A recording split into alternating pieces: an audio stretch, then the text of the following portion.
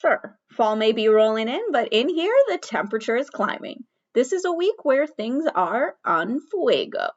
The heat is on, and I'll explain why in this episode of PlayUSA to Z.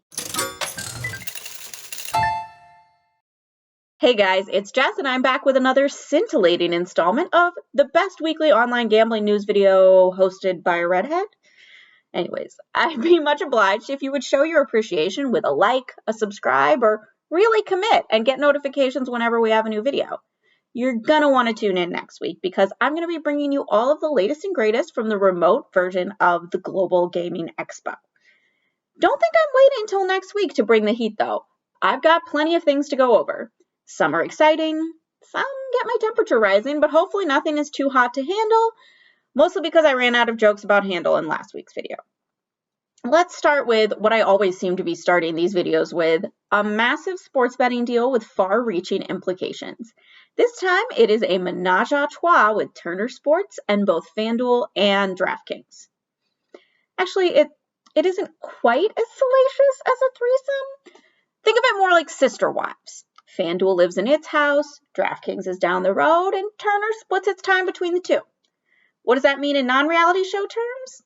So the deal is a partnership for both groups that will prominently feature branding of the sportsbooks and actively incorporate betting odds into the Turner broadcasts. Unlike the deals we've seen with pro teams and sportsbooks or venues and sportsbooks where everyone just kind of puts ads all over the place, FanDuel and DraftKings are going to divvy up the assets. FanDuel gets the NBA coverage, so even though Charles Barkley and Kenny Smith have both plugged other sports books in commercials, they will be talking about nothing but FanDuel come halftime next season. DraftKings, meanwhile, gets MLB coverage, PGA Tour coverage, and a big question mark. As you know, the NCAA, not so keen on college betting. Some states where DraftKings operates severely limit the scope of college betting and prohibit certain kinds of advertising in college venues or on campus.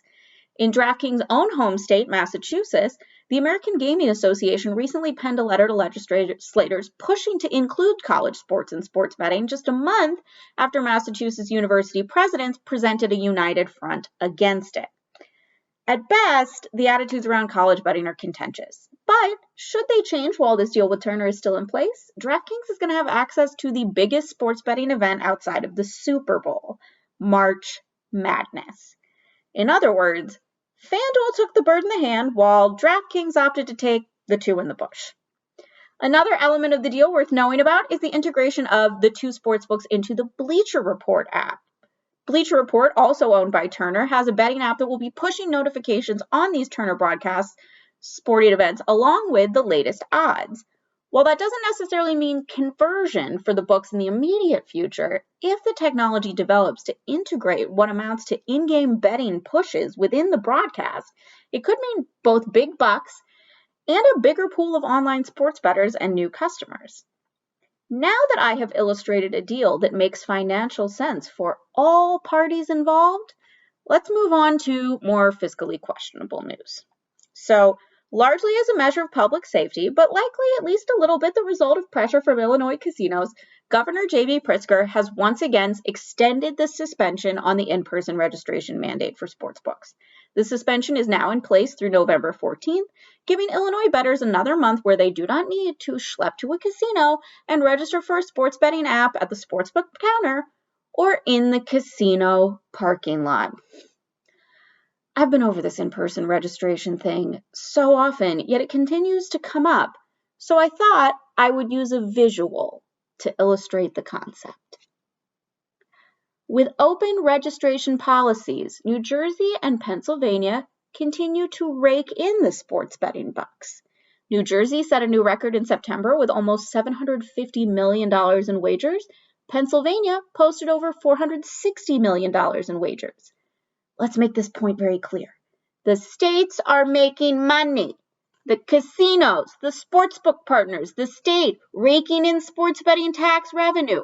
Everybody's getting paid. Illinois is poised to make a lot of money this fall. With registration entirely remote for September and October, fully expect Illinois to surpass the record $200 million bet in neighboring Indiana last month. But come November 15th, If the old IPR comes back in effect, that changes. The situation goes from bank to setting money on fire. See?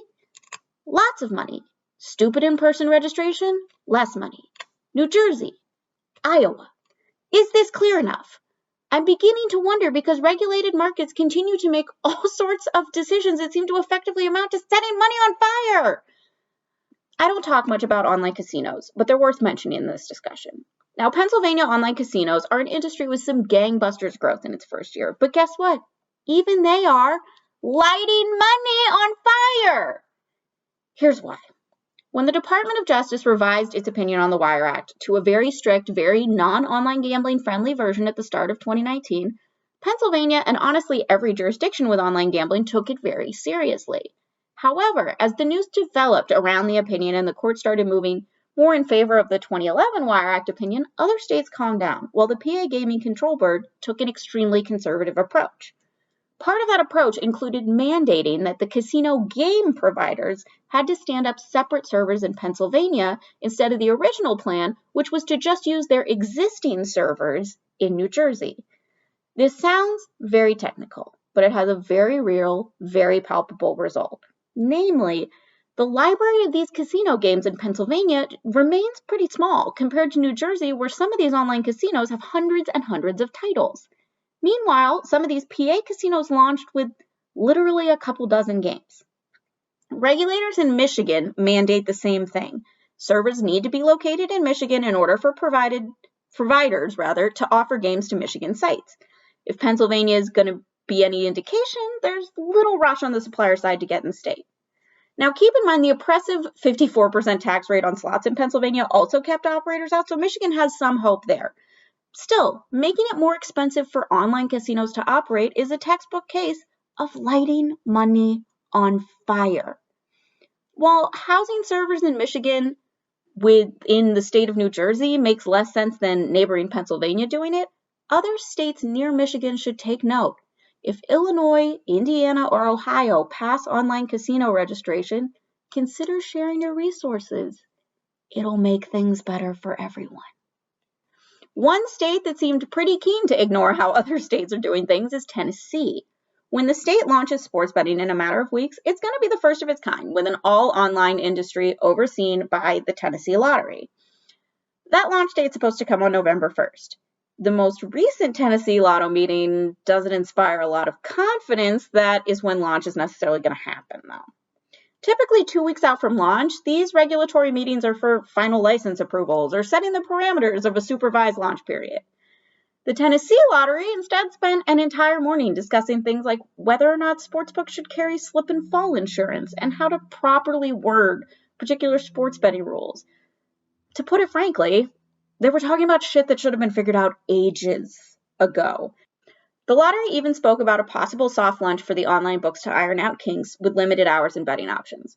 Whether that happens leading up to November 1st or on November 1st, unclear.